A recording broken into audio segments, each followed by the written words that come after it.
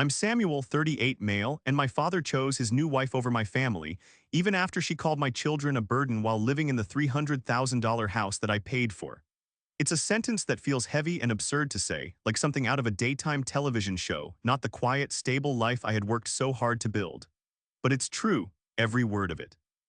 And the story of how it happened isn't about one explosive moment, but about 1,000 small surrenders that led to one great, unavoidable betrayal. My life up until a year ago was beautifully ordinary. I'm a financial analyst, a job that suits my personality.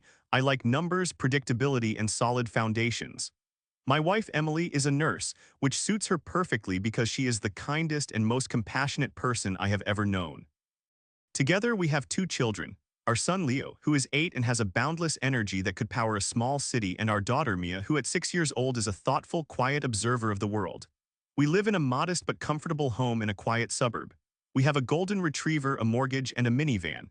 It is the exact life I always wanted. My relationship with my father, David, was always the bedrock of my world. He was a mechanic, a man who spoke with his hands more than his words. He could fix anything from a leaky faucet to a car engine, and I grew up in awe of his quiet competence. My mother was the opposite. She was the laughter, the social glue that held our family together. When she passed away from a sudden illness 5 years ago, the silence she left behind was deafening. My dad, then 57, was utterly lost. He'd rattle around their small, paid-off house like a ghost, the silence amplifying his grief. The home that was once filled with her presence became a memorial to her absence. After about a year of watching him sink deeper into himself, I knew something had to change. He refused to move in with us, too proud to feel like a burden. The irony of that word is not lost on me now. So Emily and I made a decision. I had done well in my career and we had a healthy savings account. We decided to buy him a new start. We found a beautiful single-story house in a quiet 55-plus community about 20 minutes from us. Smaller, more manageable, and held no ghosts. It cost just over $300,000. I bought it outright. We told him it was his, a place to live for the rest of his life rent-free. My only condition, for legal and financial reasons, was that the deed and ownership documents remained solely in my name. He cried when I gave him the keys. He hugged me so tightly I could feel the gratitude vibrating through him. "You're a good son, Samuel," he'd said, his voice thick with emotion. "Your mother would be so proud." For 2 years it was perfect. Dad got a new lease on life. He made friends, took up fishing again, and the light slowly returned to his eyes. He doted on Leo and Mia, and our weekly Sunday dinners at his new house became a cherished ritual. He was the grandfather my kids deserved, full of stories and patience. Then came Linda. He met her at a community bingo night. She was 55, a few years younger than him, a former receptionist who had been divorced for a decade. The first time he brought her to our house for dinner, I was nothing but happy for him. She seemed pleasant enough, if a bit quiet. She laughed at his jokes and held his hand. Seeing my father smile like that, a genuine, unburdened smile, was all I needed. "She makes him happy, Sam," Emily whispered to me that night as we did the dishes. "That's all that matters," and I agreed. They married 6 months later in a small courthouse ceremony. Emily and I were the witnesses. It was after she officially moved into the house that the small, almost unnoticeable changes began. The first time we went over for Sunday dinner after the wedding, I noticed a new, garish floral print sofa had replaced my dad's comfortable leather one. "Linda's touch," my dad said with a sheepish grin, "brightens up the place, don't you think?" I didn't, but I nodded. It was his house after all. Or at least, that's what I kept telling myself. Few weeks later, the photos of my mother, which had been on the mantelpiece, were gone. In their place were photos of Linda's adult children and her own parents. I felt a sharp pang in my chest. I found the pictures of my mom tucked away in a dusty box in the garage. When I quietly asked my dad about it, he got defensive. Linda felt it was a bit strange having photos of my first wife up. "We're married now, Samuel. It's about our life together." He wouldn't look me in the eye when he said it. I wanted to argue, to tell him that my mother wasn't just his first wife, but a part of our history, Leo and Mia's grandmother. But I saw the conflict in his eyes, the desire to avoid a fight with his new bride, so I let it go. It was a mistake. I was teaching him that his comfort was more important than my feelings, a lesson he would learn all too well. The final precursor to the disaster came on my dad's birthday. Emily and I and the kids went over, presents in hand. I had bought him a high-end fishing rod he'd been wanting. As he was unwrapping it, Linda walked in and said, "Oh, David, another toy? You already have so many. You should have told Samuel you needed a new coffee maker instead." She said it with a laugh, but the barb was sharp. My father just chuckled awkwardly and set the rod aside. He never mentioned it again. Later, when Leo was showing his grandpa a drawing he'd made for him, Linda interrupted to complain about the neighbor's dog barking. My dad's attention shifted immediately from his grandson to his wife. He was being trained, and I was watching it happen, feeling powerless to stop it without being the son who was ruining his happiness. I was choosing peace over truth, and that peace was about to cost me everything. The transition from minor annoyances to a full-blown storm was gradual, like the slow turning of a tide. After the birthday incident, Emily's perception sharpened. While I was still trying to give my father and Linda the benefit of the doubt, my wife saw the situation with the clear, diagnostic eyes of a nurse. "She's isolating him, Sam," she said one evening as we sat on our porch after the kids were in bed. "It's subtle, but every time we're there, she finds a way to pull his attention away from us and onto her. It's like she's competing with us, with the kids, even with the memory of your mom." I sighed, not wanting to agree but knowing she was right. What am I supposed to do, Em? He's happy. For the first time in years, he's not lonely. If I start a fight over this, I'll be the bad guy. "Being the bad guy is sometimes just another term for setting a boundary," she replied softly, but her words were firm. Linda's campaign to erase my mother's memory escalated. It wasn't just the photos anymore. My mom was a passionate gardener, and the backyard of the house I'd bought for Dad had been one of its main selling points. It had a beautiful, mature rose garden. My mother had loved roses. My dad and I had even planted a specific bush together, a peace rose, in my mother's honor. During a visit in late spring, I walked out into the yard to find it completely barren. The rose bushes were gone, replaced by a sterile-looking patio set and a collection of potted ferns. I stood there staring at the empty soil and felt a cold fury rise in me. I walked back inside, my hands clenched. "Dad, what happened to the garden?" He was reading the paper and he looked up, startled by my tone. Linda answered from the kitchen. "Oh, it was far too much work, Samuel, and the thorns were a hazard. I had a landscaper come and simplify things." "Simplify things?" I repeated, my voice tight. "Mom's rose bushes were out there, the one we planted for her." My dad folded his paper and stood up, placing himself physically between me and Linda. "Now, son, let's not make a fuss. It's just some plants. Linda has allergies and it was getting hard for me to keep up with." "You loved that garden," I said, looking directly at him. "You told me it reminded you of her." He shifted his weight, his eyes darting towards Linda. "Well, things change. It's Linda's home too. She needs to feel comfortable." It was the ultimate excuse, the shield he used for every concession. Linda needs to feel comfortable. It seemed her comfort required the systematic dismantling of his past and increasingly his relationship with his own family. We left early that day. The car ride home was tense. I was seething, and Emily knew better than to say, "I told you so." She just placed a hand on my knee, a silent gesture of support that I desperately needed. The financial request started soon after. My dad had his pension and social security, enough to live comfortably, especially with no rent or mortgage. But Linda, it turned out, had expensive tastes and no income of her own. First, it was a call from Dad asking if I could help out with a credit card bill. "Linda's been doing a lot to the house, making it ours. It added up a bit faster than we thought," he explained, his voice full of forced casualness. I was a financial analyst. I knew what added up meant. I also knew he had never been in debt in his life. Against my better judgment, I transferred him the money. I told myself it was a one-time thing. It was. A month later, it was for a new car. Linda's old sedan had broken down and she wanted a new SUV. My dad asked me if I could co-sign the loan. My credit isn't what it used to be, and with Linda not working, his voice trailed off. This time, Emily put her foot down. "Absolutely not, Sam," she said that night, her expression unyielding. "You are not putting your name on a car loan for them. You bought him a house. You've given him cash. Where does it end? She is taking advantage of his guilt and your generosity." I knew she was right. Saying no to my dad was one of the hardest things I'd ever had to do. I called him and explained that I couldn't co-sign. I tried to be gentle, suggesting they look for a more affordable used car, offering to help them budget. The line went cold. "I see," he said, his voice clipped and distant. "So that's how it is. You have all that money, but you can't help your own father." "Dad, that's not fair," I started. "I bought you a house." "A house you hold over my head," he shot back, and the accusation stung more than he could ever know. "Linda was right. She said you'd use it against us one day."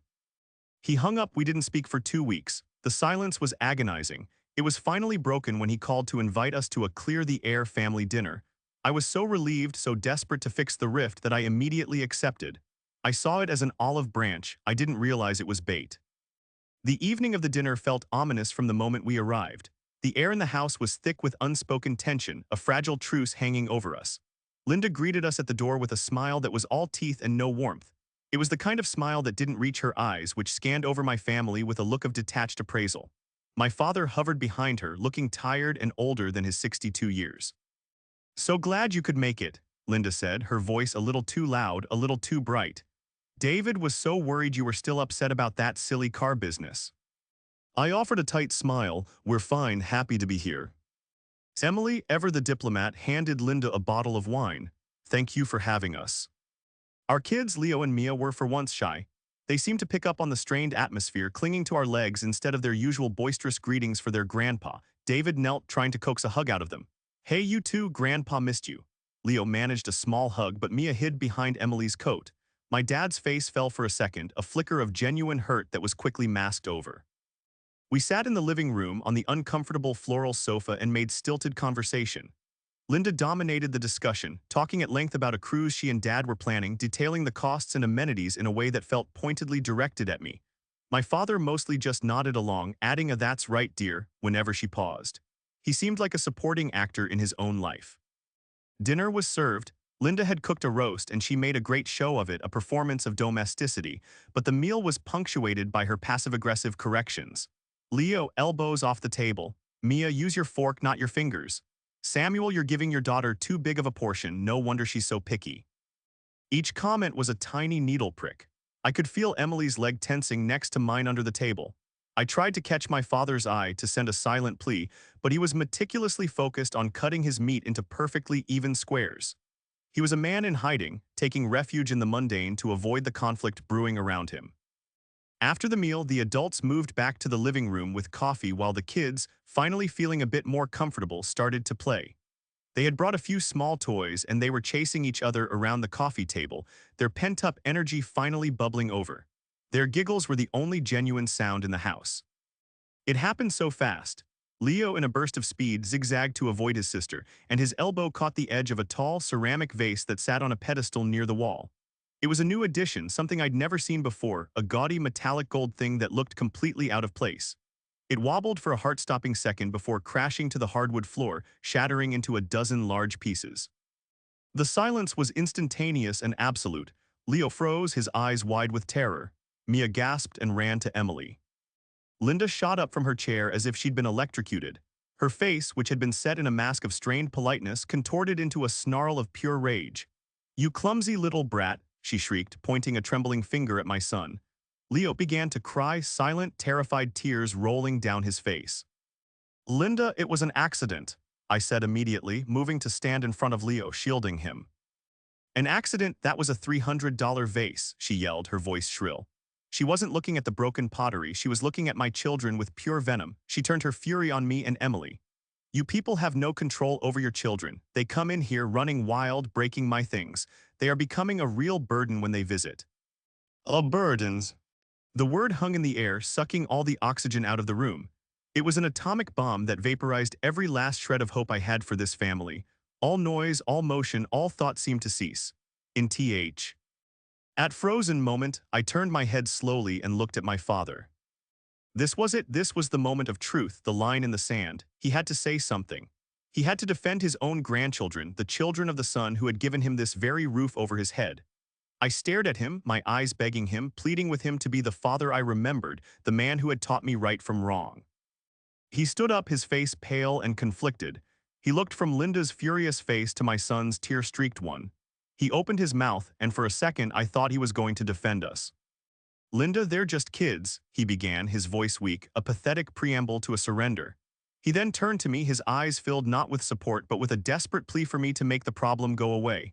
"But Samuel, maybe you should take them outside for a bit, let things cool down." And there it was, the betrayal. It wasn't loud or violent. It was quiet, weak, and utterly devastating. He didn't yell at me, he didn't throw me out, he simply chose her. He chose the path of least resistance. He chose his comfort over his grandchildren's dignity. He saw his son's family being insulted, his own flesh and blood being branded a burden, and his solution was for us to leave the room. I felt something inside me break. It was a clean, cold snap. The part of me that had been making excuses for him, the part that held onto the memory of the strong, principled man he used to be, just died. Emily was already in motion. She didn't say a word. With a look of cold, quiet fury I had never seen before, she scooped up a sobbing Mia and took a terrified Leo by the hand. She walked to the hall, gathered their coats, and started putting them on. I remained frozen for a second longer, looking at my father. I didn't say anything. I just looked at him, letting him see the full extent of the damage he had done in my eyes. Then I turned my back on him and walked out of the room, out of the house, and out of the life we once shared. We drove home in complete, deafening silence. The silence in the car was heavier than any argument could ever be. Emily drove, her knuckles white on the steering wheel, her focus locked on the road ahead. In the back, the kids were quiet. Mia had cried herself to sleep on Emily's shoulder before we even left the driveway, and Leo just stared out the window, a lone tear tracing a path through the grime on the glass. The sound of his occasional hitching sniffle was the only thing that punctuated the hum of the engine. I didn't know what to say. The words "I'm sorry" felt laughably inadequate. I can't believe he did that was so obvious it was insulting.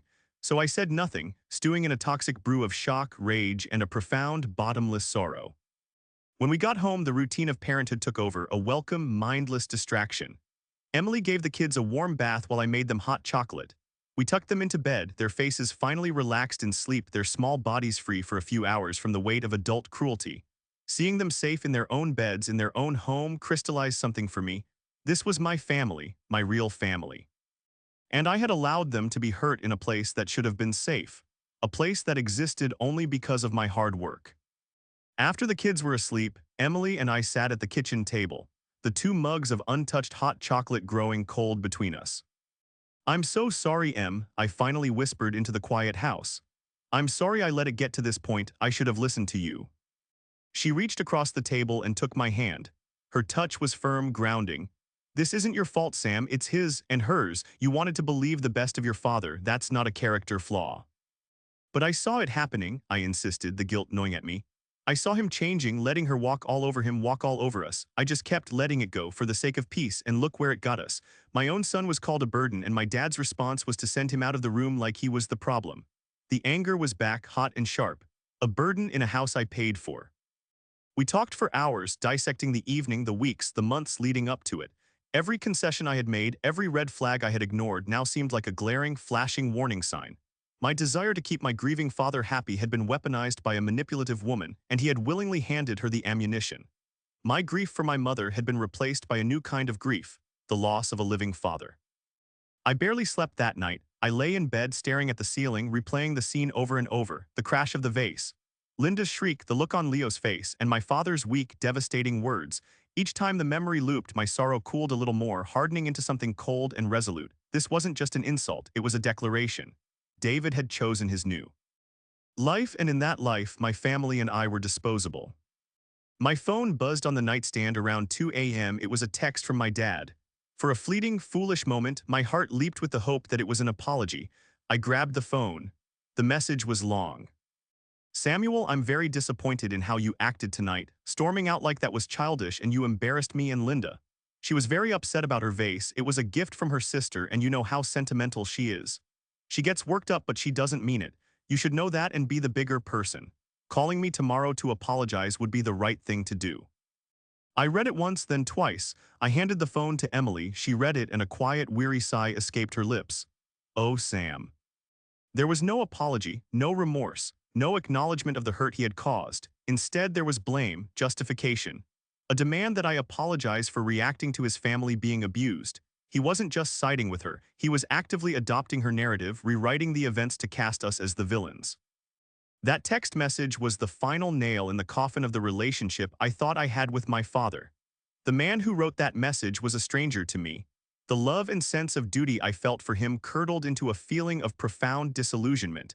He wasn't a victim of Linda's manipulation, he was her willing partner. A cold clarity settled over me. There was only one possible response.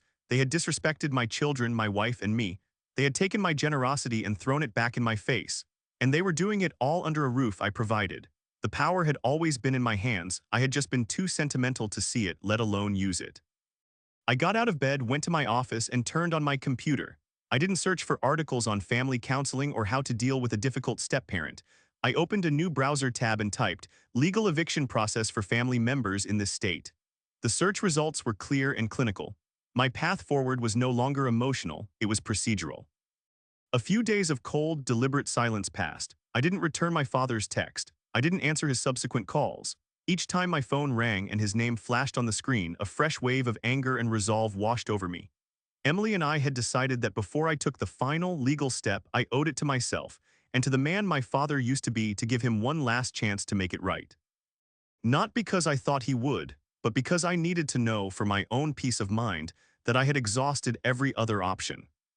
I chose to go on a Wednesday afternoon when I knew he and Linda would both be home. I didn't call ahead. I wanted to have the conversation without giving them time to prepare a coordinated defense. As I drove the familiar route to the house, I felt strangely calm. The emotional turmoil of the past few days had settled into a hard, clear purpose. I wasn't going there to yell or to plead. I was going there to state a fact and present a choice. I parked on the street, not in the driveway, and walked up the path. I used my own key to open the front door. The sound of the TV talk show blared from the living room. They were both on the floral sofa, Linda scrolling through her phone and my dad watching the screen with a vacant expression. They looked up, startled, as I walked in. "Samuel," my dad said, a mixture of surprise and annoyance in his voice. "You could have knocked." "It's my house, Dad. I don't need to knock," I said calmly, standing in the entryway. The TV was still on, filling the room with cheerful, meaningless chatter. "Could you turn that off, please? I need to talk to you both." Linda shot me a venomous look but said nothing. My dad, sensing my tone, fumbled for the remote and muted the television. The sudden silence was heavy. "I'm here for one reason," I began, keeping my voice level and steady. "I need to know if you understand what happened on Sunday night. What was said to my children was cruel, unacceptable, and deeply damaging. What I need from you, Dad, is to hear you acknowledge that. And what I need from both of you is a sincere, genuine apology to me, to Emily, and most importantly, to Leo and Mia." Linda scoffed, a short, sharp, ugly sound. "Apologize? For what? For your son breaking my things, for you causing a scene? I think you're the one who owes us an apology, Samuel, coming in here like you own the place." "I do own the place, Linda," I cut in, my voice dropping an octave, losing its calm edge for a moment. I turned my full attention to my father. "Dad, this is between you and me. She is your wife, I understand that. But those are your grandchildren. I am your son. You stood there and you let her call them a burden. You let her hurt them and you did nothing. In fact, you took her side. Tell me why." He looked trapped, his eyes darted from me to Linda and back again. He wrung his hands, the picture of a man being pulled in two. "Son, you're blowing this all out of proportion," he started, falling back on his tired script. "Linda was just upset. Her words, they came out wrong. She's not used to having little kids around." "Not used to it, she has her own kids," I countered. "This isn't about her not being used to it. This is about basic decency. It's about respect. A respect you seem to have completely forgotten." "Respect?" Linda interjected, her voice rising. "You talk about respect. What about the respect you owe your father? After everything he's done for you, you treat him like this. You're ungrateful, Samuel. You dangle this house over our heads, trying to control our lives with your money." The hypocrisy was so astounding it almost made me laugh. "The house I bought, the money I gave you when you couldn't pay your bills, that money." I turned back to my dad, my last shred of hope dwindling. "This is your last chance, Dad. I'm asking you right now to be a father, to be a grandfather. Tell your wife that what she said was wrong and that it will never happen again. Set a boundary, that's all I'm asking." He looked at Linda, whose face was set like concrete, daring him to defy her. He looked at me, his son, pleading for a way out. And then he made his final choice. He squared his shoulders and took a half step closer to Linda, a small gesture of solidarity that felt like a physical blow. "This is our home now, Samuel," he said, his voice firm for the first time, but in defense of her, not of his family. "You don't get to come in here and make demands. You need to respect that." I stared at him. The last flicker of the man I once knew was gone, extinguished completely. He had made his allegiance clear. It was a foolish, devastating choice, and he had no idea what it was about to cost him. I nodded slowly, a sense of grim finality washing over me. The anger was gone, replaced by a cold, surgical certainty. "No, Dad," I said, my voice quiet but clear. "It's my house, and you've forgotten that." I didn't wait for a response. I turned around, walked out the front door, and closed it gently behind me. I knew it was the last time I would ever enter that house while they were living in it. The confrontation was over. The consequences were about to begin. The drive back from my father's house was different from the one a few days prior. The hot, chaotic emotions had cooled and solidified into a single, unshakable purpose. There was no more grief or confusion. There was only the grim necessity of action. When I walked through my own front door, Emily met me in the hallway. She didn't have to ask how it went, she saw it on my face. "It's time," I said simply. She just nodded, her expression a mixture of sadness for the relationship that was now irrevocably broken and fierce, protective love for our family. Okay, what do you need? The next morning, I called a lawyer who specialized in real estate law. I explained the situation clinically, leaving out the years of emotional history and sticking to the facts. I was the sole owner of the property. My father and his wife resided there as tenants at will, with no lease agreement and no rent paid. I wished to terminate this arrangement and reclaim my property. The lawyer, a no-nonsense woman named Ms. Davis, was straightforward. It's clear-cut, she said. They have no legal right to stay if you, the owner, want them to leave. We'll need to serve them with a formal notice to quit, which in this state gives them 60 days to vacate the premises. It's the proper legal way to do it. No room for argument. The phrase notice to quit sounded so formal, so impersonal. It was a legal term for what felt like a familial amputation. Yet it was necessary. Following the letter of the law was the only way to protect myself and ensure this ended cleanly without any legal loopholes for them to exploit. Ms. Davis drafted the notice. Seeing it on paper, a formal document with legal letterhead citing statutes and deadlines made it brutally real. It named David and Linda as the occupants and me, Samuel, as the homeowner. It was a document born of betrayal. I drove to the lawyer's office during my lunch break and signed it. My hand was steady. It didn't feel like an act of revenge, it felt like an act of self-preservation. It was the ultimate boundary. We had the notice delivered in two ways to ensure there was no question of its receipt: via certified mail, which required a signature, and by a local process server. The server, a burly, impassive man, delivered the envelope to their doorstep 2 days later. The phone call came less than an hour after that. It was my father. I was at my desk at work and I let the call go to voicemail. I knew I couldn't speak to him, not yet. The message he left was a rambling, incoherent mix of disbelief and fury. Samuel, what is this? What is this joke? An eviction notice to your own father? You call me back. Right now, Linda is having a panic attack. You can't do this. Then came Linda's call from her own number. I didn't recognize it, so I answered. Hello. You will regret this for the rest of your miserable life, she screamed into the phone, her voice cracking with hysteria. You are a monster, kicking an old man out of his home. Everyone will know what you've done. Everyone will know what a disgusting, ungrateful son you are. I said nothing. I simply pressed the end call button and blocked her number. Then I blocked my father's number. As Ms. Davis had advised, all future communication would go through her office. This was no longer a family dispute. It was a legal proceeding. The following weeks were a siege. They couldn't reach me, so they went for the next best thing, the rest of our family. My phone lit up with texts from aunts and uncles I hadn't spoken to in years. The narrative David and Linda were spinning was a masterpiece of victimhood. According to them, their cruel, wealthy son was throwing them out onto the street for no reason other than a childish spat over a broken vase. They conveniently omitted the part where Linda had called my children a burden, and the fact that the street they were being thrown out of was my house. Some family members bought it, sending me angry, judgmental messages. I ignored them. My only response was to my father's sister, my Aunt Carol, who sent a thoughtful, questioning email. I replied with a short, honest account of what had happened. I told her about Linda's comment and my father's refusal to stand up for his own grandchildren. I wrote, I did not kick my father out of his home. I am taking back my house from a woman who insulted my children in it and a man who allowed it to happen. I don't know what she said to my father after that, but the calls from extended family tapered off. Throughout it all, Emily was my rock. She fielded calls from her own parents, explaining the situation with grace and strength. She held me when the weight of it all felt too heavy. You are doing this to protect Leo and Mia, she would remind me, her voice firm. You are showing them that their dignity matters more than a house. You are being the father your dad failed to be. The 60 days crawled by. My lawyer handled the few pieces of correspondence from them. They made a desperate last-ditch attempt through her to propose a solution. They would stay and they would even pay me a small amount of rent. Ms. Davis relayed the offer to me. No, I said without a moment's hesitation. The lesson here wasn't about money, it was about consequences. They had broken something far more valuable than a vase and it couldn't be fixed by paying rent. They had to leave. The lesson they needed to learn was what it felt like to lose the support they had so callously taken for granted. The final day of the 60-day notice arrived on a crisp autumn Friday. As per my lawyer's advice, I arranged for a local sheriff's deputy to meet me at the property at noon, simply to keep the peace during the key handover. I half expected a final dramatic confrontation, a scene on the lawn with yelling and tears, but when I pulled up to the house, it was silent.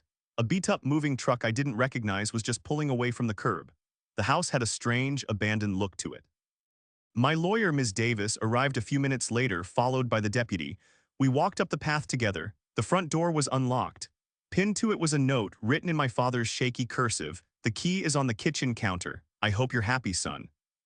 We entered cautiously. The house was empty of furniture, but it was far from clean. It had been left in a state of deliberate, petty spite. Trash was left on the floors, a carton of spoiled milk was sitting on the counter, and the walls were covered in scuffs and gouges from the movers.